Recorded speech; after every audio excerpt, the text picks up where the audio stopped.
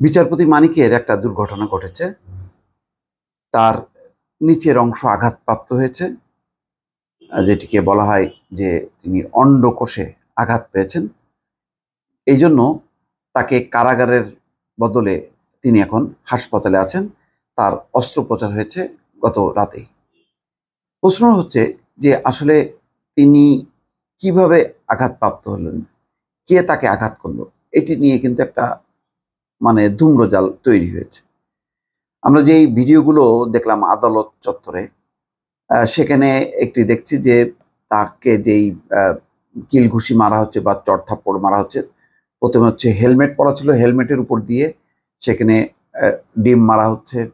কেউ কেউ হাত বাড়িয়ে তাকে মাথায় আঘাত করার চেষ্টা করছে, ঘুষি মারছে, থাপ্পড় মারছে। এক পর্যায়ে তার হেলমেটও খুলে যায়, তখন সে আদালতের প্রাঙ্গণে ঢুকে যায়। ক্লাবসিবল গেট আটকিয়ে মানুষকে তখন প্রতিরোধ করা হয়, অর্থাৎ মানুষকে আর ঢুকতে দেওয়া হয়নি। আর ফেরার সময় যেটি আছে যে তখন সেনাবাহিনীর সদস্যরা আসে এবং তখন আর কোনো সমস্যা হয়নি এবং তিনি চলে যান কারাগারে। কারাগারে ঢোকার সময় তার যে স্বাস্থ্য পরীক্ষা করা হয়, তখন দেখা যায় যে তিনি আঘাতপ্রাপ্ত হয়েছেন। ধারণা করা যায় যে যেই আঘাতগুলো তার মাথার উপরে পড়েছে, হেলমেটের উপরে বা হেলমেট ছাড়া, তাদের মাথায় আঘাত পাওয়ার কথা, কিন্তু দেখা যাচ্ছে যে না, তিনি মাথায় আঘাত পাননি। তিনি আঘাত পেয়েছেন শরীরের নিচের অংশে, তার অন্ডকোষে আঘাত লেগেছে। এই অন্ডকোষে আঘাত করলো কে, কোথায়? আদালত চত্বরে তো ভিডিও পরিষ্কার যে সেখানে অন্ডকোষে আঘাত করার মতন পরিস্থিতি ছিল না, কেননা চারিদিকে পুলিশ ছিল। কেউ ভিতরে ঢুকে যে লাথি মারবে সেটাও হয়নি। আমার একটি ব্যক্তিগত ধারণা যে বিচারপতি শামসুদ্দিন চৌধুরী মানিক কিন্তু 2 দফা হামলার শিকার হয়েছে। একটা আদালত চত্বরে, যেটা প্রকাশ্যে, সেটা সবাই দেখেছেন, সেখানে সবকিছু তার উপর দিয়ে গেছে, কিন্তু নিচ দিয়ে যেটা গেছে সেটি সম্ভবত সীমান্তের ওপারে। খেয়াল করেন, শামসুদ্দিন মানিক কিন্তু নিজেই ওই বিজেপির সদস্যদেরকে জামা উঠিয়ে দেখানোর চেষ্টা করছিল যে তার আঘাত কোথায় লেগেছে। তো সম্ভবত তিনি শরীরের নিচের অংশের দিকে যাওয়ার চেষ্টা করছিলেন, কিন্তু বিজেপি সদস্যরা সেটা আর যেতে দেয়নি। ফলে পুরো তিনি যে শরীরটা খুলে দেখাচ্ছিলেন, সেই পুরো খোলা শরীরটা দেখা সম্ভব হয়নি। তো এবং তিনি নিজে বলেছেন যে যখন নাকি তিনি সীমান্তের ওপারে গেলেন, তখন দুজন তার কাছ থেকে টাকা পয়সা কেড়ে নেয়, সেটা 60 থেকে 70 লাখ টাকা।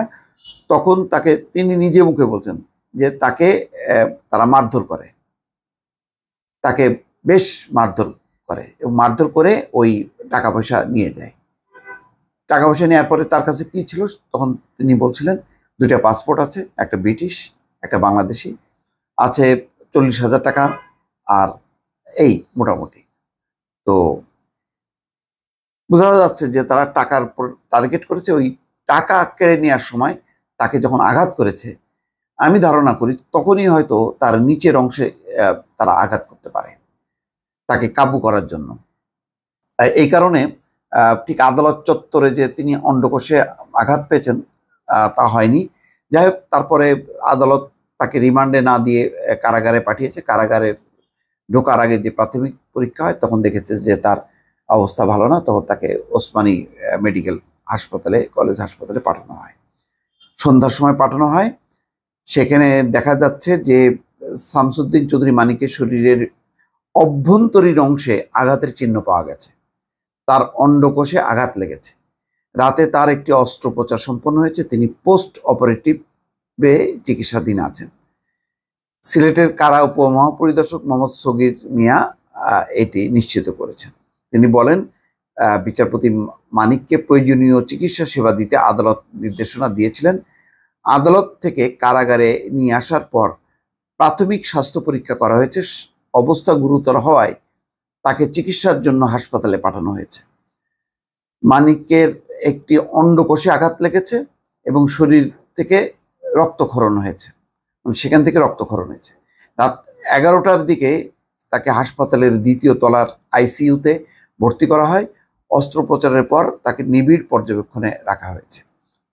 আচ্ছা, এই হচ্ছে ঘটনাটা। তাহলে বোঝা যাচ্ছে যে 2 দফা হামলার কোনো একটা অংশে তিনি তার শরীরের নিচের অংশ বা অন্ডকোষে তিনি আঘাতপ্রাপ্ত হয়েছেন। এবং একটা দৃশ্য তো আমরা পরিষ্কার, যে ভিডিও ফুটেজগুলো আমরা দেখলে যে সেখানে হয়নি এরকম কোনো মানে লাথি মারার কোনো দৃশ্য ছিল না, যা গেছে তার মাথার উপর দিয়ে।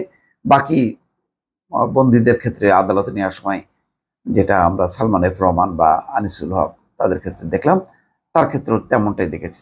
তাহলে সীমান্তের ওপারে হয়েছে।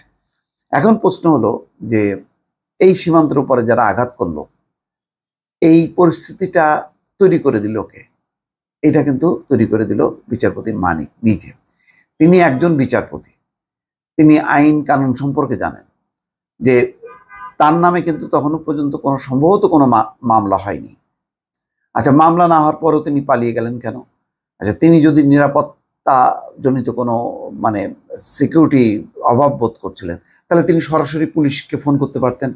পুলিশের কাস্টডিতে যদি থাকতো তিনি, তাহলে এরপরে যদি কোনো ঘটনা ঘটতো তাহলে পুরো দায় কিন্তু রাষ্ট্র, সরকার, পুলিশের। তাহলে তিনি যে বিপজ্জনক পথ দিয়ে পাড়ি দিলেন, আইনটাকে একদম লঙ্ঘন করে ভারতে অনুপ্রবেশের দায়ে, সেখানে তো ভারতেও তিনি তাকে অনুপ্রবেশের দায়, অবৈধ অনুপ্রবেশের দায় তার বিরুদ্ধে মামলা করে আটক করে তাকে তো কারাগারে পাঠাতে পারতেন। তিনি একটা বিচারের লোক হয়ে, আইনের লোক হয়ে তিনি কেন বেআইনি কাজ করলেন? এটা আমার কাছে প্রশ্ন। কেন তিনি এইরকম নিজের জীবনকে ঝুঁকিপূর্ণ করে তুললেন? দেখেন, আরেকজন ইসাক আলী খান পান্না, ওই একই মানে আশেপাশের। এইটা ওনারটা ঘটেছে সিলেটের কানাইঘাটের দনা সীমান্ত এলাকায়, বিচারপতি মানিকের। আর ওই ইসাক আলী খান পান্নার হচ্ছে মেঘালয় ওই দিয়ে যাওয়ার সময়, এবং তিনি চলেও গেছেন। তারপরে ওখানে যেহেতু পাহাড়ি এলাকা, তিনি পাহাড় অতিক্রম করার সময় হয়তো সেখান থেকে পড়ে গেছেন, অথবা দূর থেকে বিএসএফ মানে গুলি করেছে। মানে এটাও দেখেন নিজেকে কিভাবে মানে এক পুরো বিপদের মধ্যে ঠেলে দেওয়া, যে বাঁচতে যে আসলে বাঁচতে পারলেন না। আবার যাদের ভয়ে তিনি পালিয়ে গেলেন, তারা কিন্তু তার জীবনের জন্য হুমকি হলো না, হুমকি হলো আর একটা অজ্ঞাত জায়গা, যেটা নিজে নিজে জীবনকে বিপন্ন করলেন ওই ঝুঁকিপূর্ণ পথ পাড়ি দিতে যে, অথবা বিএসএফ এর গুলিতে। বিচারপতি মানিকের অবস্থাও কিন্তু তাই হলো, যে বাংলাদেশ সীমান্তের ওপারে যে তিনি আঘাতপ্রাপ্ত হলেন, ওই আঘাতে তিনি মারাও যেতে পারতেন, অথবা বিএসএফ যদি গুলি করতো, কারণ বিএসএফ তো সরাসরি ওনারাই এটা শিখাইছেন যে গুলি করো, কোনো সমস্যা নেই, আমরা কোনো প্রতিবাদ করবো না। এবং গত 15 বছরে অসংখ্য মানুষের প্রাণ ঝরেছে, একটা প্রতিবাদও করেনি, তো ওনার জীবনটাও কিন্তু যেতে পারত। তো সব মিলে চিন্তা করেন আজকে যে পরিস্থিতিটা তৈরি হলো, তার মানে অনেক দিক দিয়ে বিশ্লেষণ করলে দেখা যায় যে আসলে ওনারাই এই পরিস্থিতিটা তৈরি করলো। একটা হলো যে আপনি স্বাভাবিক ক্ষমতা পরিবর্তনের পথটা রুদ্ধ করছেন, ওটা রুদ্ধ করলে ওটা যদি ভেঙে যায় তাহলে ওটার একটা তীব্রতা হয়, সেই তীব্রতায় তখন নিয়ম কানুনের কোনো বালাই থাকে না, অস্বাভাবিক কিছু ঘটনা ঘটে, যেটা আদালত চত্বরে তারা টের পাচ্ছেন কিল চড় লাথি ঘুষি খাওয়ার মধ্য দিয়ে। আর একটা হলো এই যে এইভাবে পালিয়ে যেতে হয়। তো শেখ হাসিনা নিরাপদে পালিয়ে গেছেন একটা রাষ্ট্রীয় ব্যবস্থাপনায়, তো সবাইকে তো আর এই ব্যবস্থাপনা করা যাবে না। তো এবং এটা যদি যুদ্ধ হইতো তাহলে আমেরিকা বড় বড় প্লেন পাঠাতো, সেই আফগানিস্তানের মতন ওই প্লেনে করে যাওয়া যেত। এদের দায়িত্ব তো কেউ নেবে না, ভারতও নেবে না, আমেরিকাও নেবে না। আফগানিস্তানের যুদ্ধ হয়েছে, সেখানে আফগানিস্তানের যারা ওই আমেরিকার সমর্থিত সরকারের লোকজনের দায়িত্ব তারা নিছে, এবং তারা যত মোটামুটি সবাইকে নিয়ে পার করছে। এদের দায়িত্ব তো কেউ নেবে না। যেমন দেখেন না, এখন শেখ হাসিনার দায়িত্ব কেউ নিচ্ছে না। যাক, শেষ কথা হলো যে এটাও একটা রহস্য থেকে গেল, যে শামসুদ্দিন চৌধুরী মানিকের যে নিচের অংশ শরীরের, সেই অংশে কে আঘাত করলো, এটাও কিন্তু একটা অস্পষ্ট থেকে গেল। দর্শক ভালো থাকবেন, আল্লাহ হাফেজ।